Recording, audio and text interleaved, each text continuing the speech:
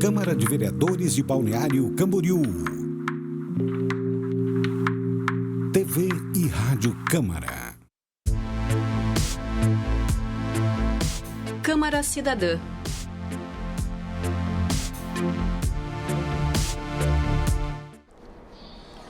Olá, hoje com um cenário especial, nós estamos aqui no novo programa Câmara Cidadã. E hoje nós vamos conversar com a Gevelyn Almeida, que é diretora técnica do Instituto Catarinense de Esportes para Deficientes, chamado ICED, na sua sigla. E, primeiro, obrigado pela sua presença aqui, a gente fica grato pela participação nessa nossa edição. Eu queria começar a perguntar qual é a terminologia correta que se faz. É deficiente? Como é que vocês gostam de ser tratados? Bom, primeiramente agradecer a abertura do espaço para o ICED, para a gente trazer um pouco do nosso trabalho. E um dos nossos trabalhos também é trazer essa questão da conscientização a respeito da causa da pessoa com deficiência. E essa pergunta é corriqueira, a gente recebe isso nas nossas palestras, vivências que a gente faz na escola. A gente tem um marco, que é a legislação brasileira, que é a Lei Brasileira da Inclusão. A gente fala que é um marco, que é o Estatuto da Pessoa com Deficiência. É uma legislação que ela é nova, ela é de janeiro de 2015. Quer dizer, foi preciso uma lei para definir isso? Porque teve uma portaria antes, pelo Conselho Nacional da Pessoa com Deficiência. Então, por meio da lei, trouxe uma nomenclatura mais humana, vamos dizer assim.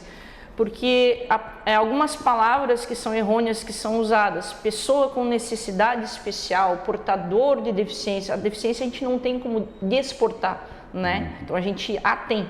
Então a legislação, que é a Lei Brasileira de Inclusão, trouxe a nomenclatura pessoa com deficiência, onde a pessoa ela vem no primeiro lugar, em primeiro plano, Então trouxe esse olhar humano do que a limitação, seja ela qual for. Então é pessoa com deficiência. Existe alguma que... Essa legislação surgiu em função de que algumas nomenclaturas pareceriam agressivas para vocês ou indevidas?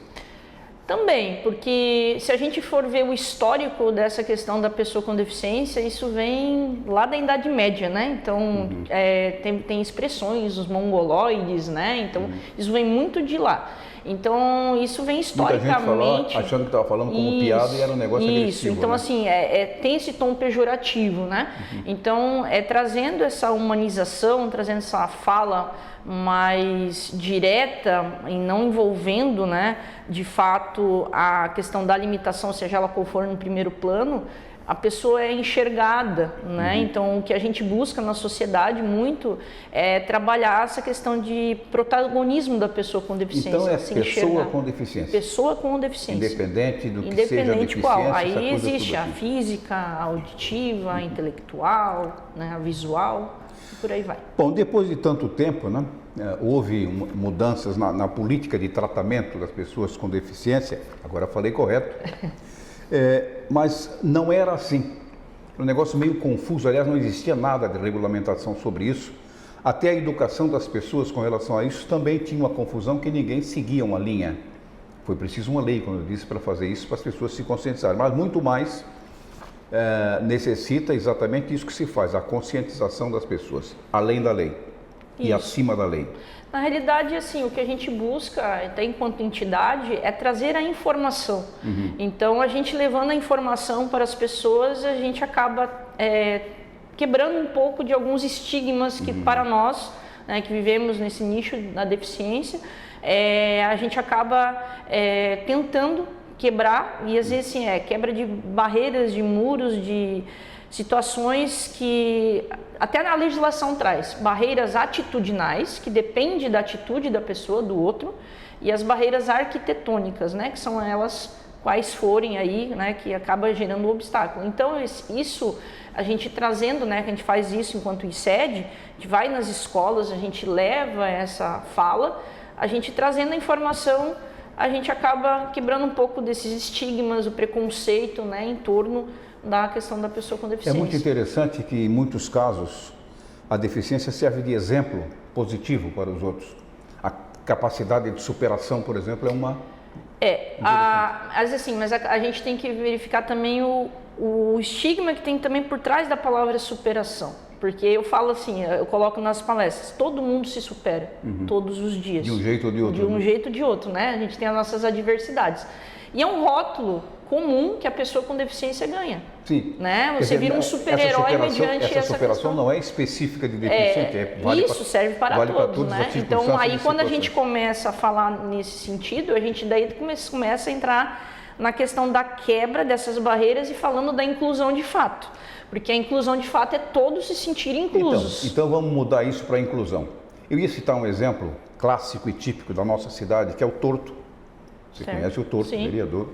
E ele virou palestrante exatamente motivacional, de como se supera deficiências para vencer na vida. Ele formado em curso superior, escritor, presidente da Academia de Letras de Balneário Camboriú, quer dizer, ele conseguiu contornar e alcançou posições muito maiores do que quem não fosse deficiente. Não é exatamente a comparação que eu quero fazer, mas ele mostrou que pode, que dá, é possível. Sim, é possível. Eu gosto até de uma frase do Ayrton Senna que diz assim, nas adversidades uns desistem, né? Outros batem recordes. Então, assim, a gente acaba, enquanto seja a pessoa com deficiência ou aquela que passa por uma situação na vida, né? A gente acaba transpondo, né? Isso de alguma forma, né? De um modo positivo. Bom, mas vamos especificar a nossa conversa hoje em torno do esporte. Certo. Para deficientes, né? A partir de agora, depois a gente dá um retorno aí. Claro. Vamos fazer uma circulação aqui, Javelin. Como é que funciona isso? O esporte para deficientes não é tão novo, mas também não é tão velho. Em termos de, por exemplo, da amplitude dos esportes que pode exercitar. Praticamente todos, né? Aí a gente tem os esportes que são um nicho paralímpico, né? E o nicho paradesportivo. Então, qual é a diferença entre um outro? O paralímpico, ele é vinculado à Paralimpíada. Então, são no caso, esportes que são reconhecidos pelo Comitê Paralímpico Internacional. Isso serve também para o esporte olímpico, né? Então, tem até as questões de como esses comitês internacionais, eles regem em competições, né, para reconhecer uma modalidade. Então, as modalidades que estão dentro do reconhecimento do IPC, que é o Comitê Paralímpico Internacional, elas se tornam paralímpicas. Já as modalidades paradesportivas são modalidades adaptadas, né, também praticadas por pessoas com deficiência. Não necessariamente paralímpicas. Mas não são ainda reconhecidas. Vou dar um exemplo, né? Hoje a nossa equipe, a gente tem o handebol em cadeira de rodas, né? Então, o handebol em cadeira de rodas, ele não é um esporte paralímpico, é um esporte ainda paradesportivo. Então, ele é praticado de forma adaptada, né, sobre cadeira de rodas por pessoas com deficiência física. Pois é, mas claro que deve ter a informação. Quais são os esportes paralímpicos, por exemplo? Existem vários, né? Basquete em cadeira de rodas, natação, atletismo, paraciclismo. Então, todas as modalidades que têm essa participação em Paralimpíadas, né? Nós tivemos recentemente a Paralimpíada de Tóquio, né? Ela entra nesse rol paralímpico.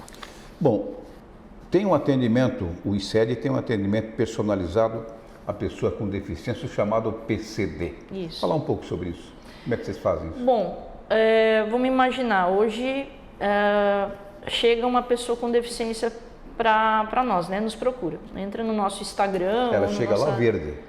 Né? Vamos dizer assim, chega por um caminho, né? Ou é por contato dentro das nossas redes sociais, que eu já deixo aqui, @ICED Paralímpico, tanto para Facebook quanto para Instagram. E aí começa a perguntar, gostaria de participar, sou pessoa com deficiência. E a gente começa com umas perguntas, né? Então essas perguntas vão fazer um filtro para nós. Então assim, se é uma pessoa com deficiência recente, se é uma deficiência congênita, né? Ou nasceu com a deficiência, se já teve uma prática esportiva, seja ela qual for, dentro de um ambiente escolar, né? Ou de repente participou de alguma atividade adaptada. Então, começa nesse sentido. E aí a gente vai pesquisando no sentido de Bom, qual é a sua lesão, né? Você tem uma paraplegia, uma tetraplegia, cadeirante, qual o nível, né? Ou tem uma amputação, então a gente começa nessa conversa. E pela essa conversa a gente vai acabando, né? Que a gente fala que faz uma anamnese dessa pessoa com deficiência, né? Que daí a gente marca para conversar presencialmente e aí a gente faz uma avaliação. Então daí a gente faz essa avaliação funcional e aí a gente, a partir dessa avaliação, a gente direciona. Não necessariamente a pessoa com deficiência vai chegar para nós e já vai ter uma modalidade fechada. Então, no esporte adaptado, a própria palavra se fala, né? A gente faz adaptações, então a gente faz alguns testes e aí acaba direcionando no primeiro momento, talvez uma modalidade que a pessoa se identifique mais, porque a grande maioria já vem assim, eu olhei um vídeo, eu pesquisei sobre, eu gostaria de fazer essa modalidade, mas às vezes não, acaba não se encaixando. Então, esse trabalho personalizado é no sentido de a gente, pela expertise que a gente tem já na área, a gente conseguir direcionar de uma melhor forma. E aí a gente vai conseguindo galgar com essa pessoa a fase da iniciação até o alto rendimento. Que daí depois ele acaba, vamos dizer assim, entrando nesse direcionamento, entendendo, né, acaba tendo um destaque, né, como o caso do atleta Claudinei Marques Dias, né, que ele foi em 2022, foi convocado para a seleção brasileira e representou, no caso, Balneário Camboriú e a seleção brasileira no Egito, né, no campeonato mundial que teve no Egito. Como a gente tem o Fábio Luiz Vaccari, né, que hoje é nosso atleta aí da corrida em cadeira de rodas, que também já representou a seleção brasileira de atletismo. Então a gente acaba direcionando e o atleta lá na frente pode ter, vamos dizer assim, uma fonte de renda, né? Tipo, ser um bolsista federal, ser um bolsista estadual, ser um bolsista municipal. E aí a gente fala de ODSs, né? Que é aquilo que a gente fala tanto na questão do movimento da ONU, né? Na questão da participação social e nos direcionamentos em volta daquilo que, nesse caso, a gente promover um crescimento econômico, vamos dizer assim, para um grupo familiar, de repente, que passava por uma dificuldade e que daí, por meio do esporte, traz a sua subsistência.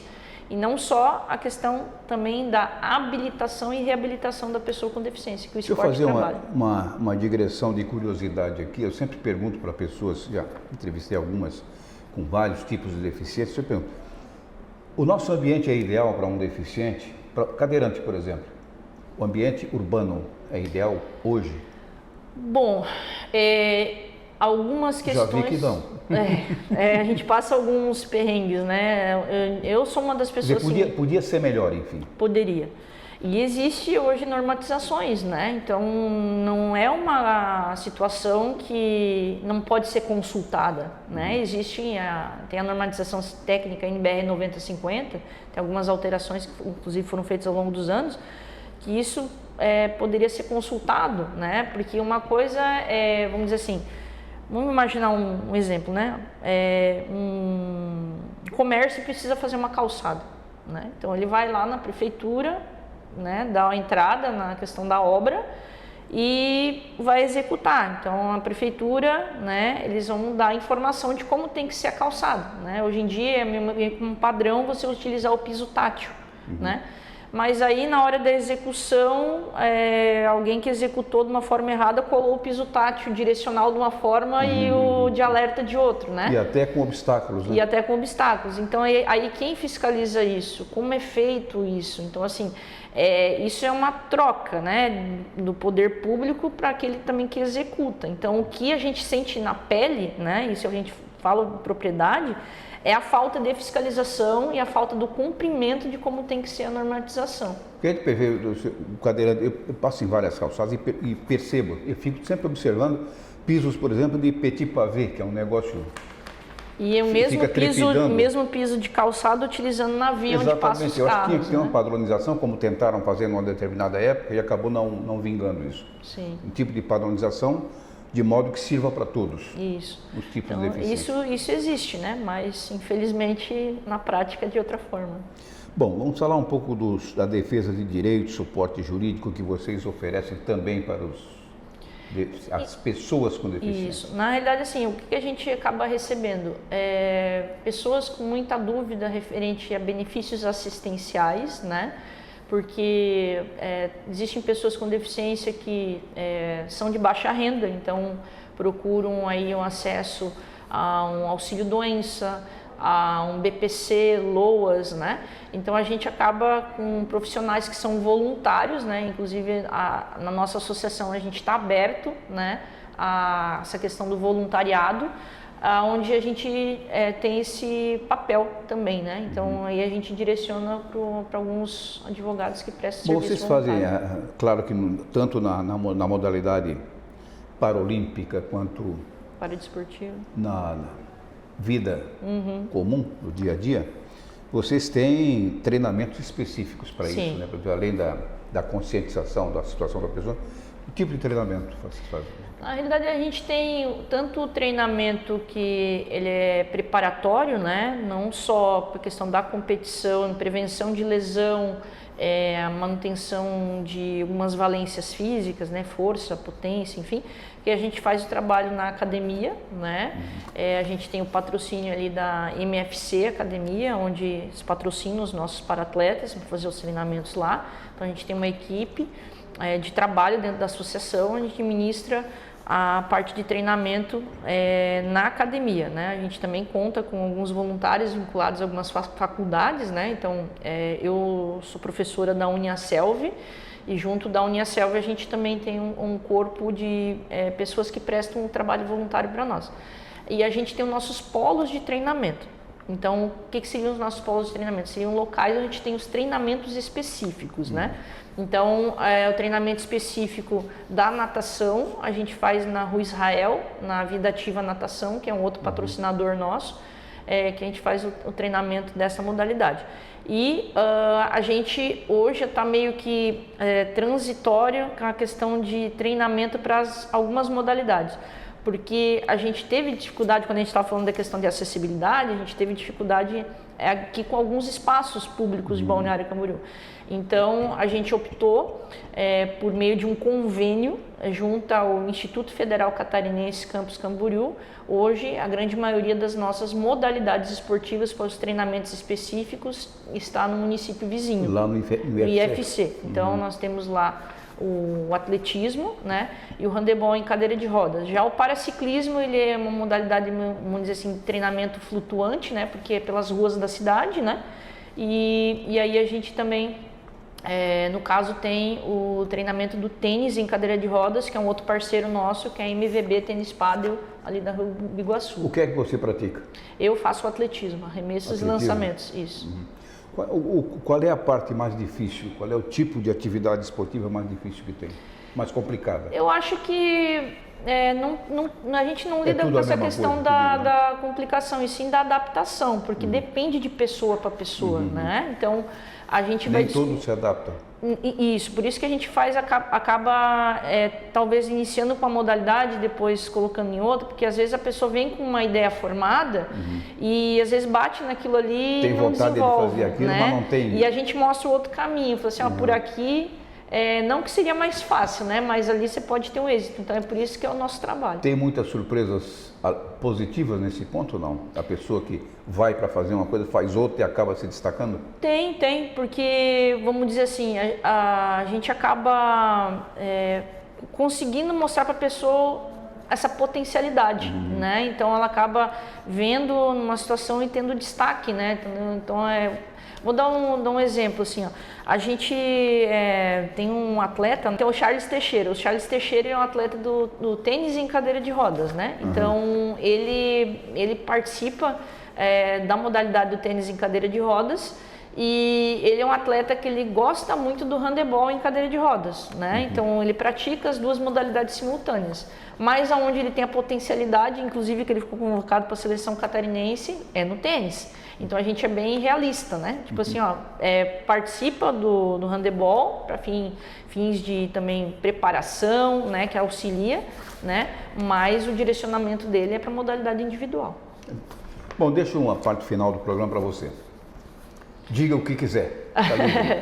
Bom, primeiramente, novamente agradecer, né, a oportunidade de estar trazendo a associação aqui. O ICED hoje ele conta com 8 anos, né, de atuação em Balneário Camboriú. Os fundos são suficientes? Não, a gente conta com bastante campanha, pedágio, doações que são poucas, né? Então a gente tem dificuldade. Então. Tem dificuldade. A gente hoje não tem nenhum patrocinador fixo financeiro, então a gente conta com essas. Por que é tão difícil assim? A gente agora vai tentar dar vamos dizer assim, uma rodadinha a mais, né? No sentido de a gente alçar projetos federais, né? Pelas leis de incentivo. Então, questão de dedução do imposto de renda, então já deixo o convite. E aí tem que preencher alguns requisitos para isso? Isso, então a gente está com uma campanha aberta pela associação de fazer o cadastro dessas empresas. Então, a você aí que é um empresário de Balneário Camboriú e quer apoiar a nossa entidade, é só entrar em contato, a gente faz esse filtro inicial, porque a gente está aguardando o ok do projeto federal para daí já ter essas empresas, porque a gente vai ganhar uma carta de anuência, é uma carta de captação de recursos. Então a gente está fazendo isso antes para saber as empresas que queiram apoiar, para a gente conseguir alçar esse novo voo, vamos dizer assim, porque é bem difícil os recursos. Obrigado para você. Nós conversamos com Jevelin Almeida, diretora técnica do ICED, que é o Instituto Catarinense de Esportes para Deficientes. Ela falou daquelas capacidades que existem lá no treinamento de pessoas deficientes, com deficiência para o esporte paralímpico e o paradesporto, né? Isso corretamente. Então é uma situação que gostaria aqui pessoalmente, né, e acho que qualquer pessoa consciente gostaria de ver resolvida, é a questão do apoio financeiro. Que empresas podem fazer, governos podem fazer, enfim. É adequado que se faça isso, porque é um trabalho realmente importantíssimo para a inclusão dessas pessoas e a prática de atividades que são de boa monta para todas essas pessoas. Obrigado. Câmara Cidadã.